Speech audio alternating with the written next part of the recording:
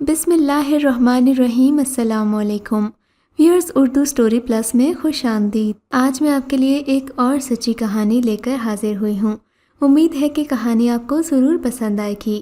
کہانی پسند آنے کی صورت میں اس ویڈیو کو لائک کیجیے اور اس طرح کی مزید کہانیاں سننے کے لیے ہمارے چینل اردو سٹوری پلس کو سبسکرائب کیجیے۔ کہتے ہیں کہ کسی کے ساتھ انسان کوئی بھی بھلائی کرے تو وہ نیکی شمار ہوتی ہے۔ ہر انسان کے پاس یہ اختیار ہوتا ہے کہ وہ کہاں اور کس کے ساتھ اور کس انداز میں نیکی کرتا ہے۔ اپنے آپ کو کسی بھی برائی سے روکنا بھی بذات خود ایک نیکی ہے، اپنی ذات کے ساتھ احسان ہے۔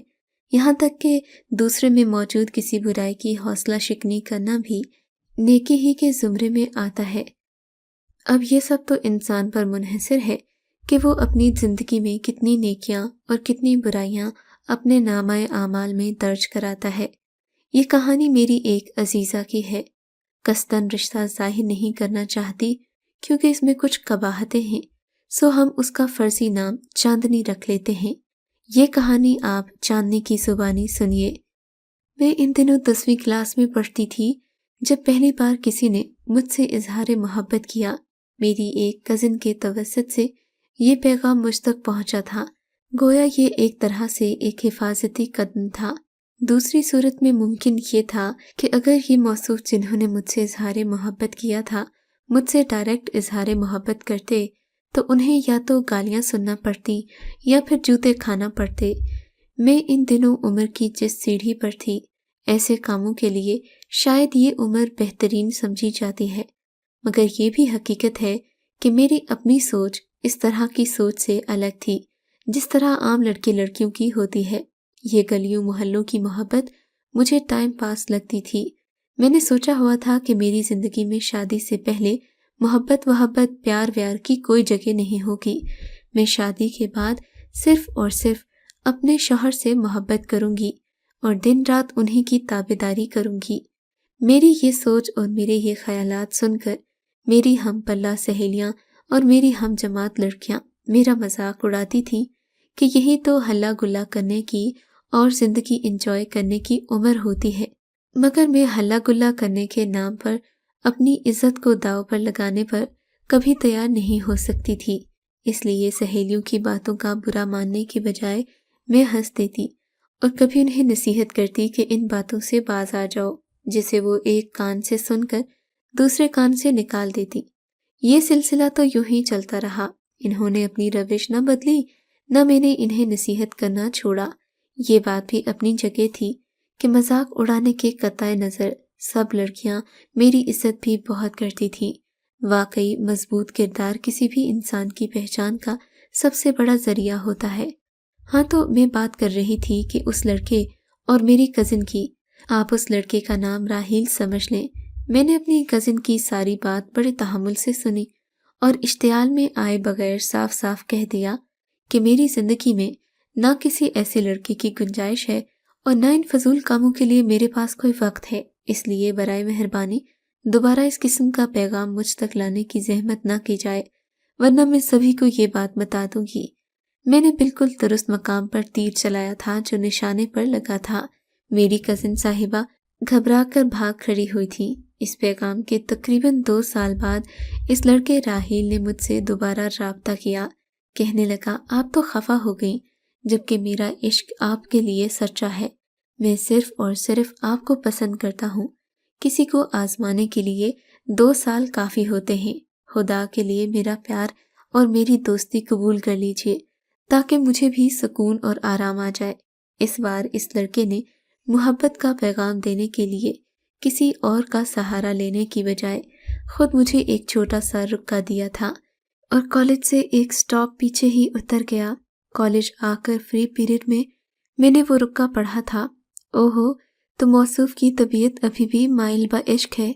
عشق کا بخار اترنے کی بجائے مزید چڑھ گیا ہے۔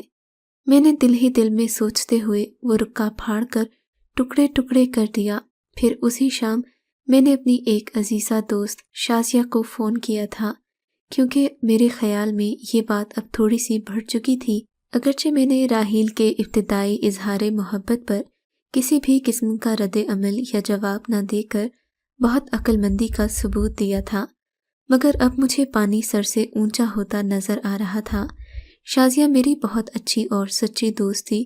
وہ بہت مضبوط کردار اور اخلاق کی مالک تھی۔ اس کے بھی خیالات میرے ہی جیسے تھے اور وہ ہمیشہ مجھے اچھا مشورہ دیتی تھی۔ شازیہ نے مجھے یہی مشورہ دیا کہ راحیل کو بالکل بھی لفٹ نہ کرواؤ، اسے کسی بھی رکے کا کوئی بھی جواب نہ دو۔ ایسا کرنے سے اس کی پیش قدمی خود بخود رک جائے گی، لیکن اگر تم جواب دو گی تو اس کے جذبات کو مزید بڑھاوا ملے گا۔ ویسے بھی مردوں کی عادت ہے نہ تسخیر قلعے کو تسخیر کرنے کے لیے ان کو جان بھی دینا پڑے تو دے دیں گے۔ میرا تعلق ویسے بھی جس فیملی سے تھا وہاں رشتے خاندان سے باہر ہوتے نہیں تھے، اور ایسے کسی قدم اور بغاوت کو بہت برا سمجھا جاتا تھا، سو میں نے کبھی بھی ان باتوں کی طرف دھیان نہیں دیا۔ لہٰذا میں نے شازیہ کی بات مان لی، کیونکہ میں صحیح معنوں میں یہ چاہتی تھی کہ وہ لڑکا اب مجھے تنگ نہ کرے۔ اس کے بعد بھی راحیل نے کوئی شرارت ایسی نہیں کی تو میں بھی مطمئن ہو کر دل جمی سے پڑھائی میں مصروف ہو گئی، یہاں تک کہ میں نے اچھے نمبروں سے BA پاس کر لیا۔ BA کرنے کے بعد MA کے ایڈمیشن سٹارٹ ہوئے تو میں نے MA انگلش میں ایڈمیشن لے لیا۔ ایڈمیشن والے دن راحیل سے میرا ٹاکرا ہو گیا۔ تب تک ہم دونوں ہی کافی سمجھدار ہو چکے تھے۔ اس نے جلدی سے آگے بڑھ کر مجھے سلام کرنا چاہا۔ میں نے بھی نہایت پر اعتماد لہجے میں جواب دیا، وعلیکم السلام، جی کہیے۔